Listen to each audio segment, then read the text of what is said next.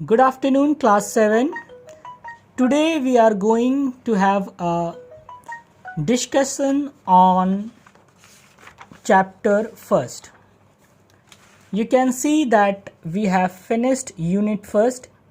All the chapter from unit first has been completed, and today we are going to have a revision on chapter first. So without wasting any time, let's quickly get into the lesson. Be alert and aware of your consumer right. It means be alert. You have to be very alert and aware of your consumer right. And you should be aware of your consumer right. You should be knowing what are your rights as a consumer. First of all, let's take a definition as in the book. As a consumer, it is important for us to know our rights. कहते हैं कि consumer होने के नाते सबसे पहले हमें ये पता होना चाहिए कि हमारे राइट्स क्या हैं, अपनी रिस्पॉन्सिबिलिटीज़ क्या है. Knowing our rights help us to protect our self.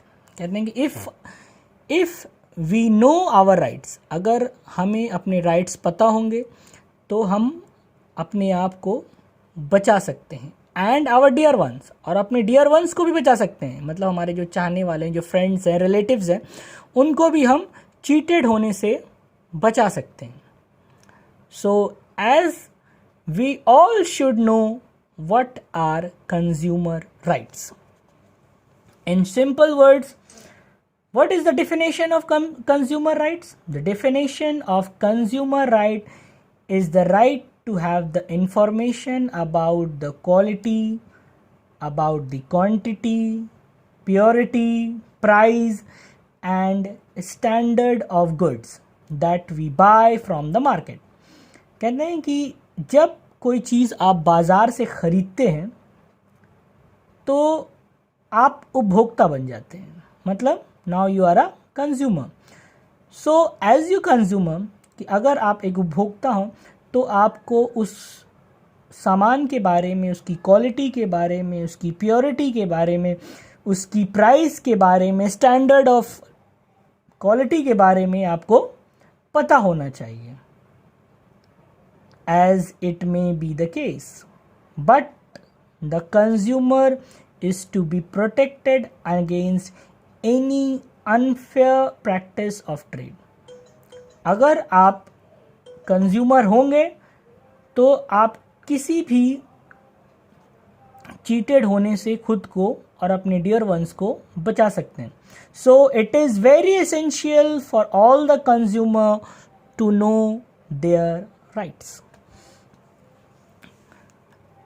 A lot of shopping happens online this days. कहते हैं कि आज के टाइम में ज़्यादातर लोग ऑनलाइन शॉपिंग करते हैं और इंटरनेट ही वो जगह है जहाँ पर बहुत ज़्यादा क्राइम भी होता है, specially financial crimes. The suggestion below will help you to safeguard yourself from online cheating. तो this are the suggestion that will help you to safeguard yourself and your dear ones from online cheating. Let's start with the first one. Be careful while sharing payment option. कहते हैं कि जब payment करें तो किसी के साथ भी अपना इंफॉर्मेशन शेयर ना करें, स्पेशली जो वन टाइम पासवर्ड होता है जिसे हम OTP बोलते हैं. It is advisable to share payment only details only with the reputed vendors. कहते हैं कि सिर्फ पेमेंट डिटेल्स उन्हीं के साथ शेयर करें जो रेपुटेड वेंडर्स हैं, जैसे कि अमेज़न हो, फ्लिपकार्ट हो, है ना. इन सब रेपुटेड वेंडर्स के साथ ही अपने पेमेंट डिटेल्स को शेयर करें. Second one is remember to print और save a copy of the order please. जब भी कोई ऑनलाइन आप चीज़ ऑर्डर करें तो उसकी एक कॉपी अपने पास ज़रूर रखें. Now the third one, always use strong and tricky password. हमेशा strong और tricky password का यूज़ करें जो याद करने में तो आसान हो मगर गेस करने में मुश्किल आए। Okay, it is best not to use public computers for any kind of online purchase. जब भी कभी ऑनलाइन परचेजिंग करें या ऑनलाइन पेमेंट करें तो never use any public Wi-Fi or public computer. Use your own Wi-Fi, internet or your personal computers.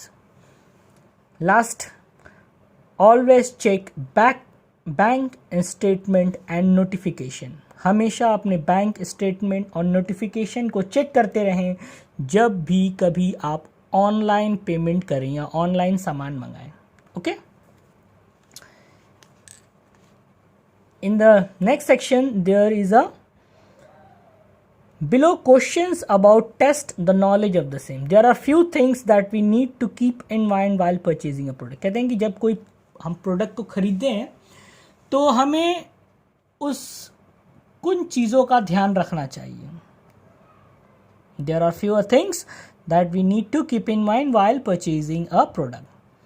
तो these questions will test your knowledge. Fill in the blanks कुछ दिए हुए हैं with appropriate option. Last में आप देखेंगे help box में उसके ऑप्शंस भी दिए हैं. तो this help box will help you to choose the right answer taking help from the help box. The first one, the dash on a product informs the consumer about the date on it was manufacture. कहते हैं कि जब हम कोई चीज़ खरीदते हैं तो उसमें हम देखते हैं कि एक डेट लिखी होती है कि ये कब मैन्युफैक्चर हुआ था, मतलब इस सामान को कब बनाया गया था. In compliance with good manufacturing practice, मतलब उससे ये पता चलता है कि कितने दिन हो गए हैं इसको खरीदे हुए या बनाए हुए. तो you have to write the right answer from the help box. The second one, the dash on a product informs the consumer about the date till which the product is to be used or consumed. कहते हैं कि एक product में एक और date दिया होता है, उसमें ये लिखा होता है कि हमें प्रोडक्ट को इतने दिन तक यूज़ कर लेना है. मतलब एक पर्टिकुलर डेट दिया होता है कि हमें इस दिन इस महीने तक 2019-2020 तक इस प्रोडक्ट को यूज़ कर लेना है. अगर उससे ज़्यादा हो जाए तो हमें उस सामान का प्रयोग नहीं करना है. So we should not use the product. The third one, what is the full form of FSSAI? You have to find it from here. The fourth one, the number against indicates the quantity of fat present in a single serving food. कहते हैं कि ये चीज़ हमें वो बताता है कि उस चीज़ में, उस प्रोडक्ट में, उस क्वालिटी ऑफ प्रोडक्ट में कितने फैट हैं, ये बताता है. Last one, the dash on label on a product indicates the maximum price at which it can be sold. कहते हैं कि ये इंफॉर्मेशन हमें देता है कि इस प्रोडक्ट को एक मैक्सिमम प्राइस तक बेचा जा सकता है. कि जैसे कि अगर गवर्नमेंट ने मैक्सिमम रिटेल प्राइस दे दिया कि 20 रुपये का ये सामान है तो 20 रुपये तक बिक सकता है, 20 रुपये से ज़्यादा नहीं बिकना चाहिए इसको. So you have to find the options from here and write the answers.